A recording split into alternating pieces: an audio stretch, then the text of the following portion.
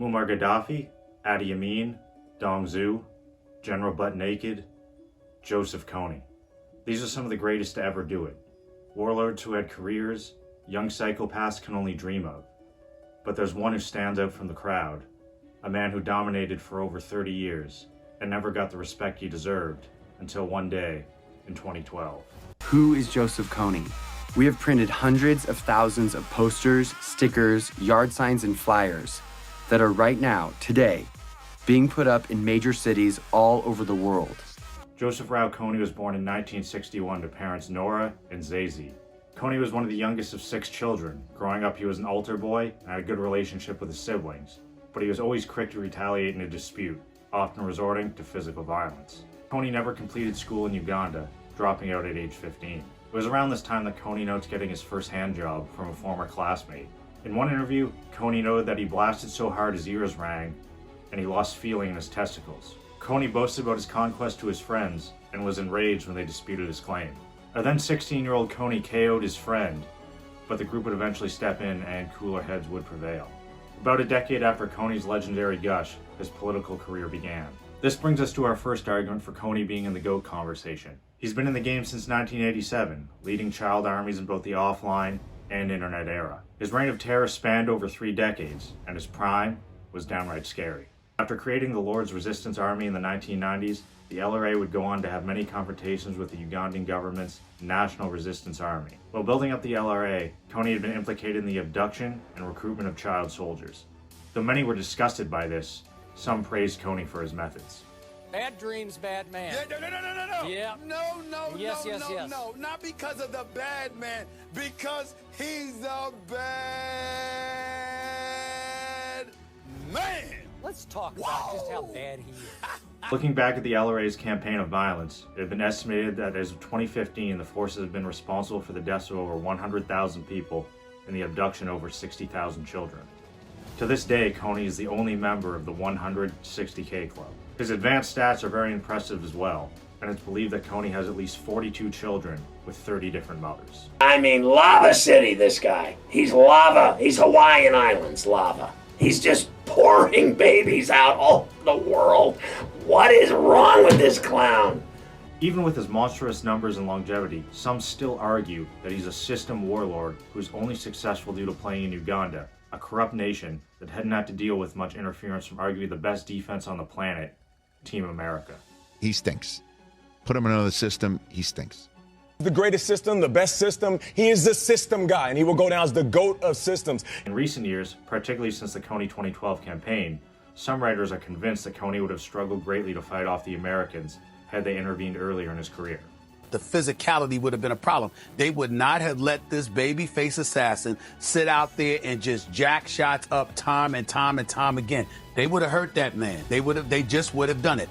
The crisis in Uganda flew under the radar in America, as they have little political or financial interest when it comes to stopping Kony or the LRA. Everyone in Washington we talked to said there is no way the United States will ever get involved in a conflict where our national security or financial interests aren't at stake.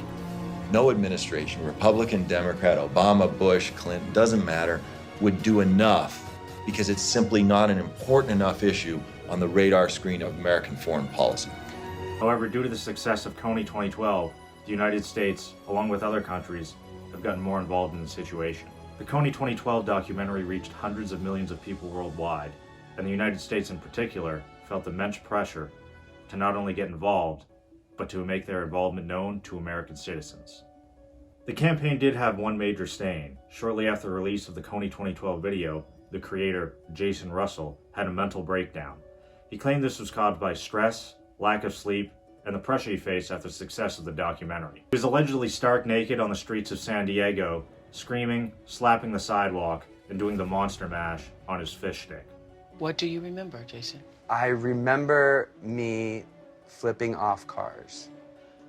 Flipping off cars? Like with you? Like both hands. I remember that, just like, there's like a little memory. I remember running around our lemon tree.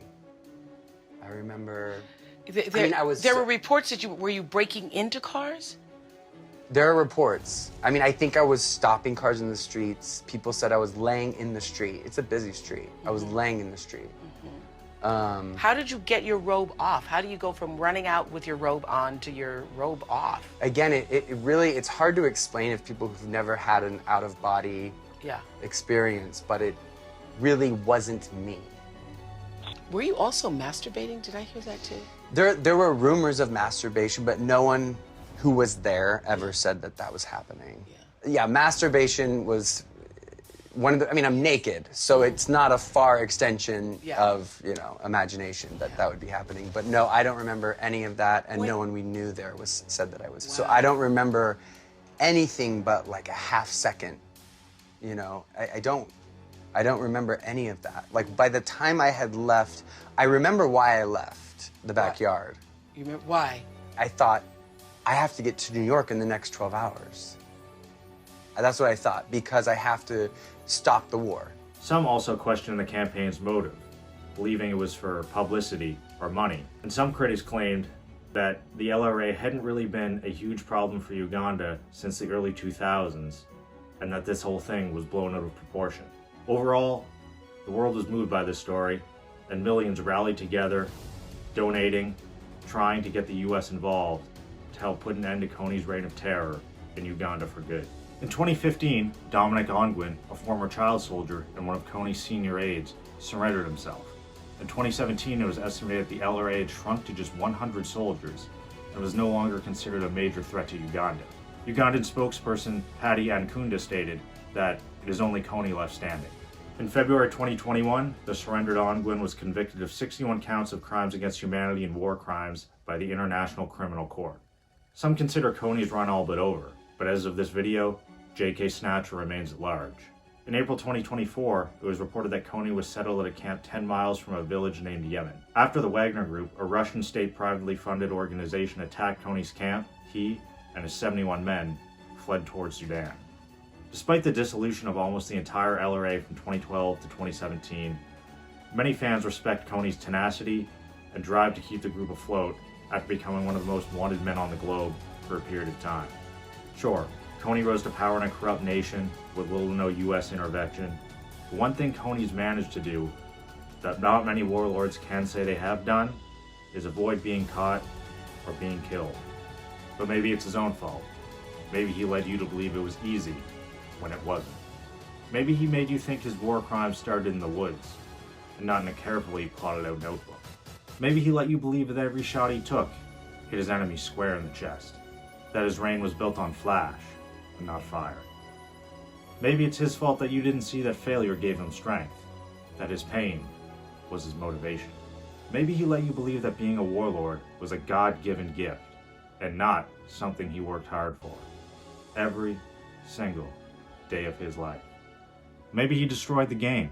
Or maybe you're just making excuses.